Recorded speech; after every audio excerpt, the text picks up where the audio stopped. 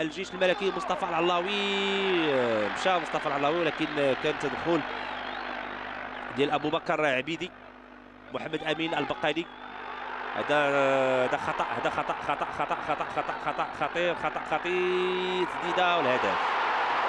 خطا خطير ومكلف، خطا مكلف. اعتقد مسجل هو اوتوبونغ.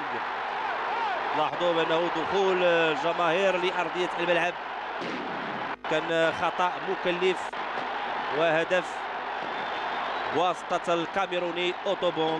ننتظر استئناف المباراه لان هناك دخول بعض الجماهير لارضيه الملعب مباشره بعد تسجيل الهدف امامنا. لاحظوا اكيد ما نتمنوا ناخذوا المحاوله والهدف من البدايه ديالو، يعني التسديده كانت ارضيه، يعني خدعت الحارس علي القروني. لاحظوا يعني كانت مراوغه ليونس بن الخضر وتسديده بالرجل اليمنى للاعب اوتوبونغ ليوضع الكره في الشباك، وبالتالي هدف لا شيء لفائده فريق النصر الليبي. الليبيه يعني حماس، قلت بانه حماس منقطع النظير، حماس كبير في المدرجات. مباراة يعني بتقول بانه حاسمة.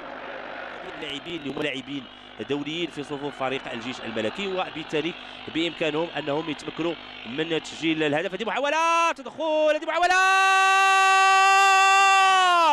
يوسف القدوي، يعني كأنه سمع الكلام ديالي، 6 ديال اللاعبين دوليين، وبالتالي بإمكان فريق الجيش الملكي أنه يحقق نتيجة إيجابية. يوسف القدوي أول دخول، أول لمسة ركنية وهدف. يوسف القدوي فرحة مستحقة للاعبي فريق الجيش الملكي، وبالتالي هدف التعادل للجيش الملكي في حدود الدقيقة 78. يوسف القدوي، قلت بانه يمكن اللاعبين يعني يسمعوا الكلام ديالي، شخصيه البطل. الجيش الملكي لعب مباريات نهائيه، سبق له فاز بدوري ابطال افريقيا، بكاس الاتحاد الافريقي.